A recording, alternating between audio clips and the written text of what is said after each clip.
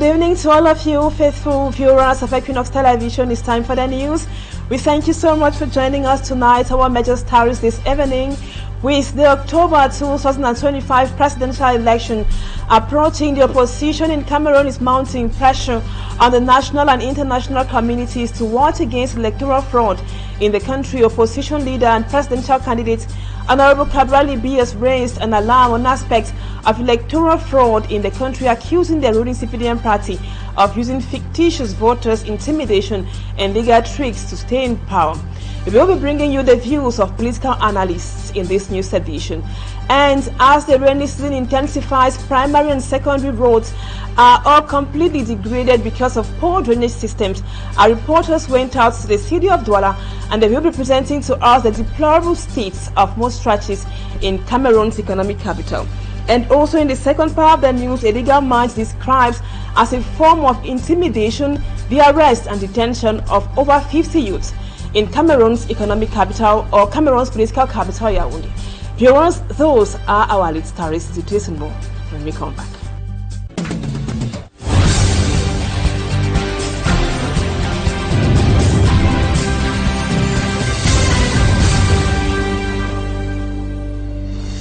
Welcome back, viewers. Thank you so much for being with us. We begin this edition in politics. We just told you a while ago, as the 2025 presidential election in Cameroon draws closer, the opposition in Cameroon is mounting pressure on the national and international communities to ward against electoral fraud in Cameroon. Opposition leader and also presidential candidate Honorable Cabral Libi has raised an alarm on aspects of electoral fraud in the country. He accuses the ruling CPDM party of using fictitious voters and other means to stay in power. For me, I'm from Sanda reports. Video message on a social media account, opposition leader and presidential candidate Honorable Cabral Libi denounced electoral fraud in Cameroon, highlighting the ruling party's history of using fictitious voters, intimidation, and legal tricks to stay in power.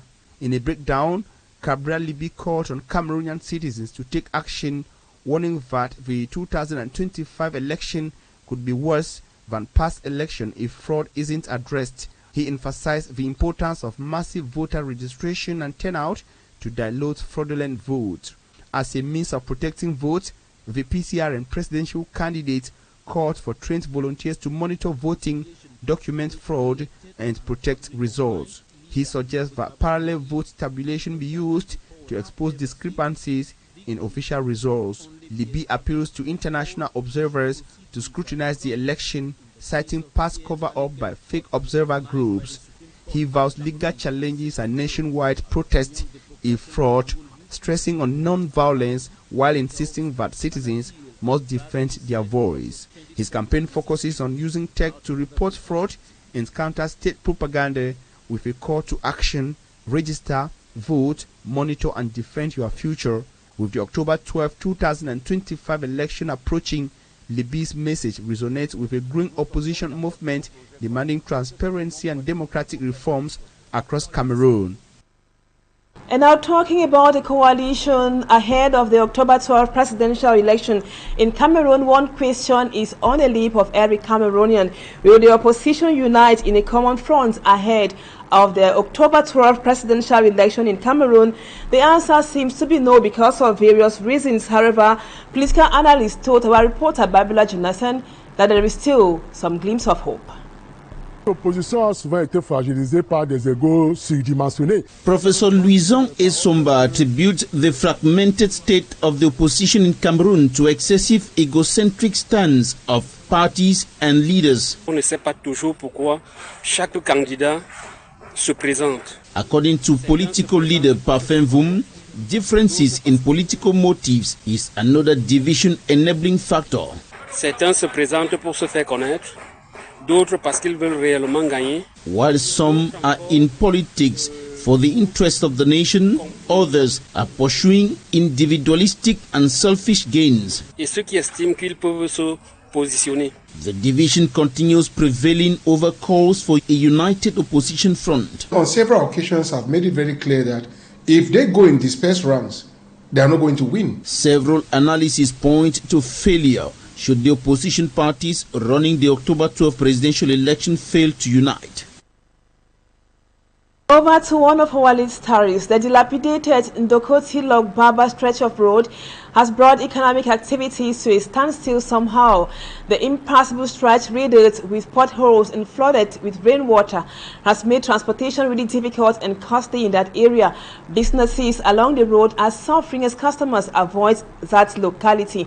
Accidents are frequent and residents face daily challenges navigating that terrain. Cedric Chakutio was there. Anger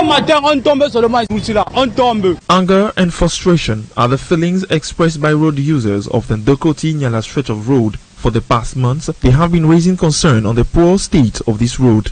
You can't spend a day here without falling into the water. Look at my motorbike. This is a road where we suffer every day. The population of the Douala 3 subdivision is left to their own. From Chateau Nyala to Ndokoti, it is a nightmare.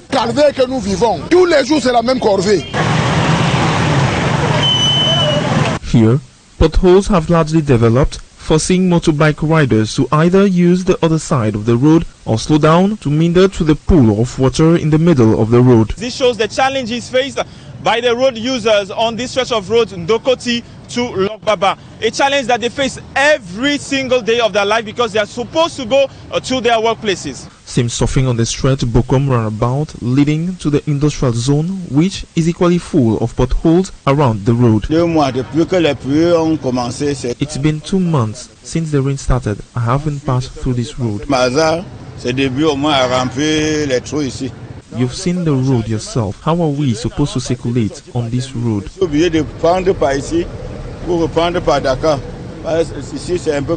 This stretch faces significant challenges requiring both structural and urban management solutions.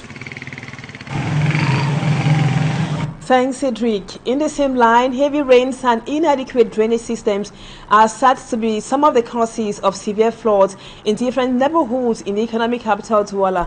This situation has led to the displacement of so many persons and equally caused even loss of lives.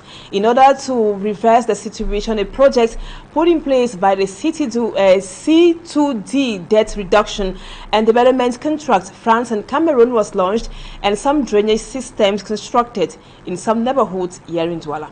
Mala Glory tells us more. The heavy rains in the city of Douala has caused enormous damage to families, inundating homes, swamping roads and causing significant disruption. The flooding is aggravated by plastic waste, blocking waterways and drainage channels. Whenever it rains, there is flooding in this area.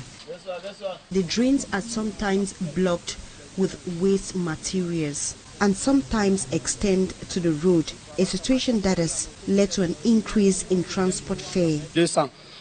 Thanks to a project of 11.81 billion francs CFA initiated by the C2D Cameroon France, the Debt Reduction and Development Contract, 35.26 kilometers of concrete drains were constructed and 13.54 kilometers of canals were profiled in neighborhoods, amongst which Banya, Godi and Bonaberry, while in other areas a 5.5 kilometers paved road was also constructed, a great relief to the inhabitants. Today we have less flooding in this neighborhood compared to the previous years thanks to the construction of this drainage, though it is not as deep as we expected. C'est petit, ce n'est pas large, ce n'est pas profond.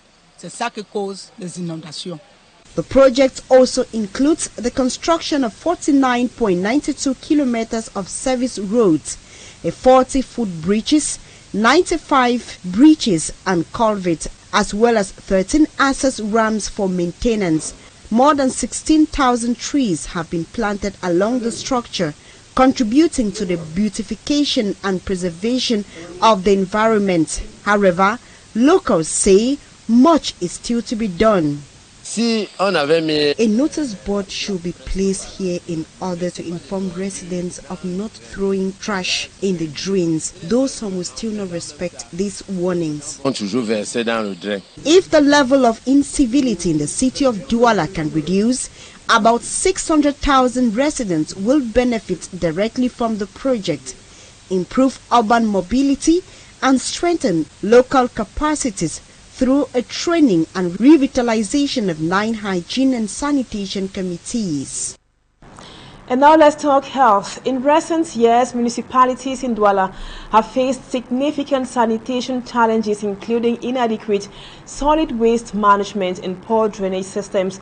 These issues have led to some unhygienic conditions that expose citizens to diseases such as cholera and dysentery. To address these pressing concerns, the WHO is collaborating with local authorities and stakeholders to implement effective solutions, as Luciliengu Esia tells us in the report which comes up next.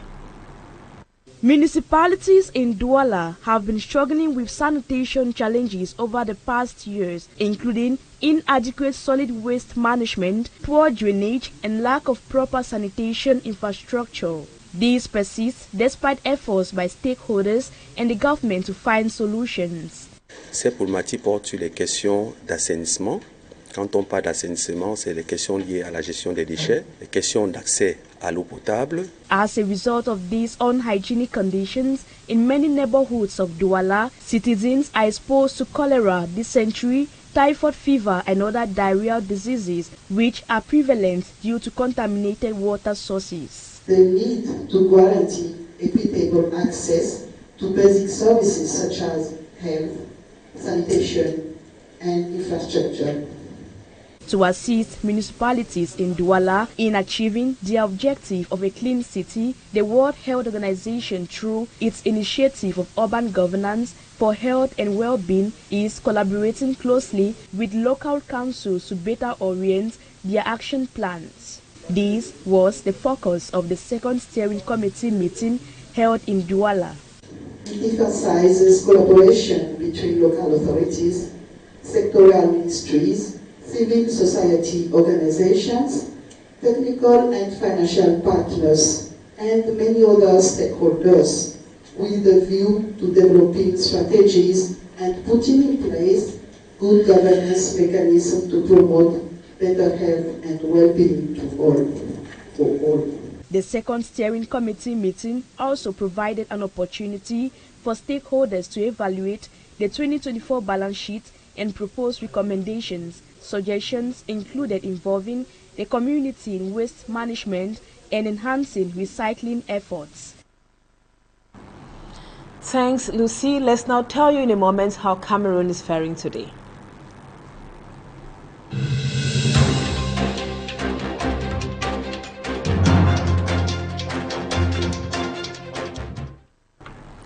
In our series of Cameroon today, we will be taking you to the far north region, where the announcement of the construction of a modern bridge over the river Palar in the far north region was received with great joy by the local inhabitants after the bridge there collapsed. The bridge that was supposed to be completed within 16 months has now been abandoned by the contractors. With the rains in the far north region, the population is now afraid that the makeshift bridge might also collapse next. Let's now go to Palar in the far north region with Simanjikan Gabriel.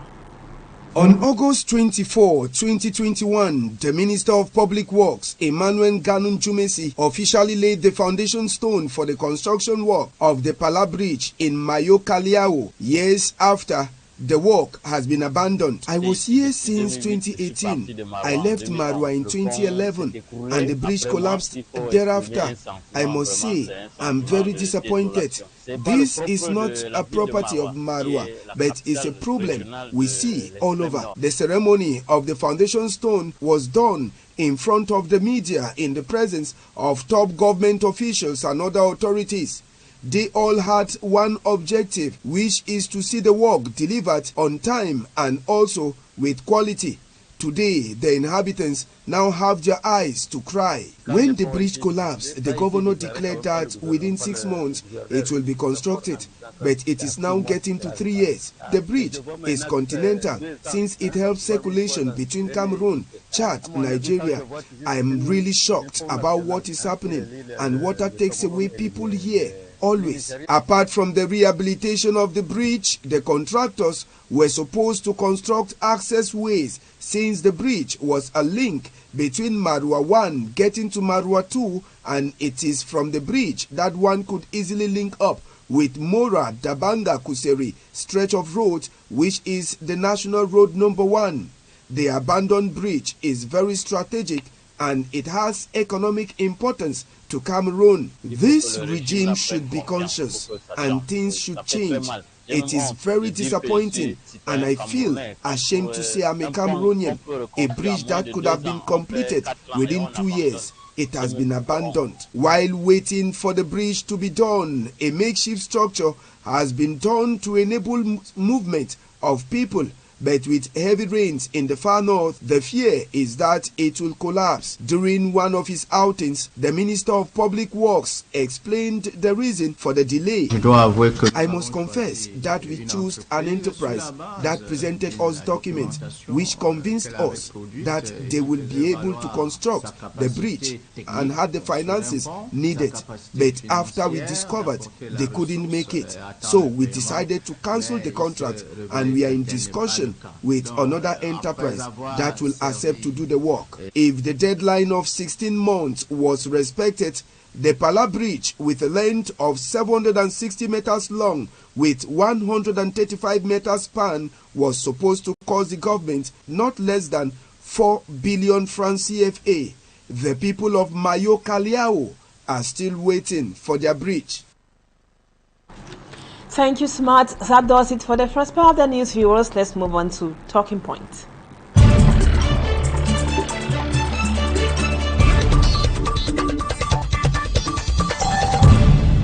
Welcome back, viewers. Our guest tonight is Dr. Barrister NKAMWAH LIMEN. Thank you so much, Barrister, for accepting to be our guest on the news tonight. Over 50 youths are still being incarcerated in Yaoundé after they were arrested within the vicinity of the Congress Hall, where the Constitutional Council was sitting recently. They were among those who were struggling to get the verdict of the Constitutional Council on the case pitting Professor Maurice Kamto and Ilekam. They were blocked, yet they tried to force their way to the hall for the public event. The SEO prefect for the Mfunzi division arrested them and detained them, accusing them of distorting public order. The question is, Barrister, does the prefect or the SEO have the right to detain those youths who were struggling to attend a public event in a public place? Start by saying that if your question is whether he has a right, I'll say yes, he has a right. But if your question is based on the legality of his right, then I'm interested in that as a legal scholar. You know, the incident took place in a matter which is considered by the law as a public hearing. Public hearing. And this is permitted by the Constitution of our nation. So, one would therefore be asking if a prefectorial order surpasses a constitutional right. And believe me that the answer then is no. So it depends from which angle you look at the act or omissions of the prefect. Has he the right to arrest, administrative arrest? Yes. But how legal was his decision to arrest? I'll tell you very honestly that if we live in an environment where laws are respected, where there's a rule of law, we will say that it was his decision, his order is far below the Constitution and therefore cannot supersede the provisions of the Constitution, and therefore it will be illegal.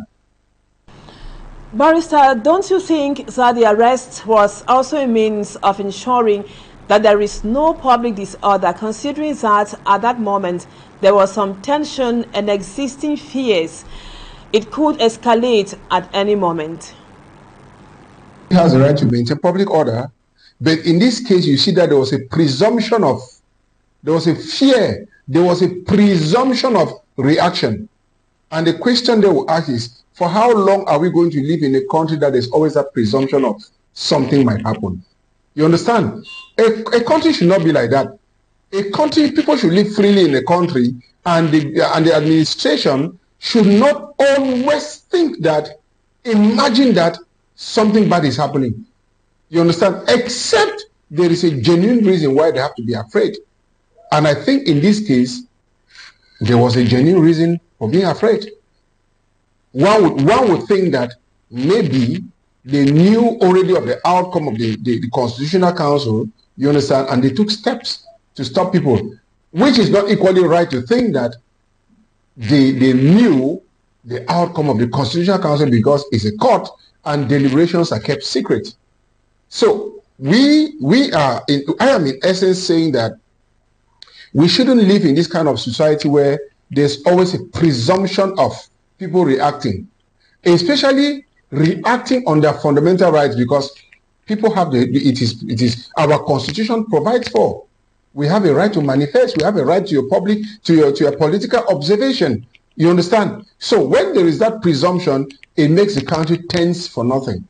It is a public hearing. Allow the people go to court and hear, except otherwise that the law provided that it was weak law that is done in chambers. Then you not allow people to go back. Where the law explicitly provides that it is a public hearing, you coming with a lower order, because orders are classified in hierarchy,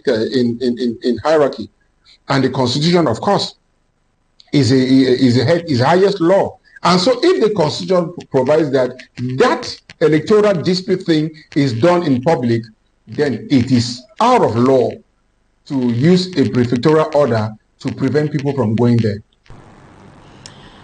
Barrister NKAMWAH, those people who were arrested are still in detention.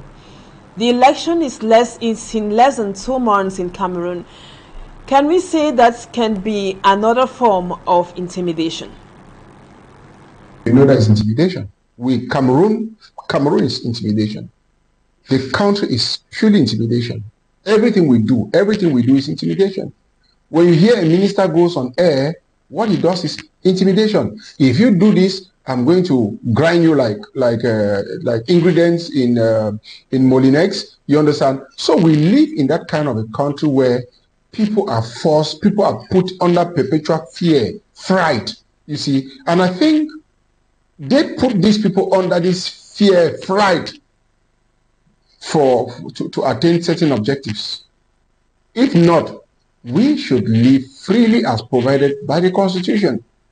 I will never encourage anybody to go and destroy, to go out to fight against the state. I'm one of those who said that people cannot pick arms against the state. You understand? But equally, if the law provides that people should live in harmony, people should live in freedom, people should be free to express themselves, no one should deprive them of that constitutional and human rights, fundamental human rights. Barrister, before we go, we noticed that the Human Rights Department of the Cameroon Bar Council, in a recent release, called on the government to release the arrested Cameroonians, describing it as arbitrary and a violation of liberty laws. Days after the release from the Bar Council, those people are still locked up. What should be a way forward by the bar to press for their release? Well, I think that I'm first of all happy that the bar has reacted, and I think the bar shouldn't just stop at the level of writing. The bar should bring an action. The bar can bring an action, right, against such illegal detention or such abusive detention. The bar should be able to bring an action. And you see, it gives me the opportunity to call on the attention of every civil servant, all the military, every Cameroonian, that we should know that Cameroon comes first. This nation comes first. And we need people to build this nation and not to encourage people who destroy the nation. And so intimidation can work for a time, but it is not going to work forever. And the earlier we discover that intimidation will not take us, is kind of temporal solution, and do the right things for people to live happily, in harmony, and happily in a nation, I think that's the best option. So I'm calling on all civil servants. If you have a job to do it well. When you go out there to work, go out to work for the interests of the nation. If you are an authority, the DO, SDO, governor, the question you should ask yourself every morning is, I am going to this office, what am I going to do? Your answer should be to serve the Cameroon nation. And if your answer is to serve the Cameroon nation, you'll be asking some questions when you receive certain orders. Is this not contrary to the law? Is this not against this law? Does this act not infringe on this law? And I think honestly that if we do this, we're going to have a better country.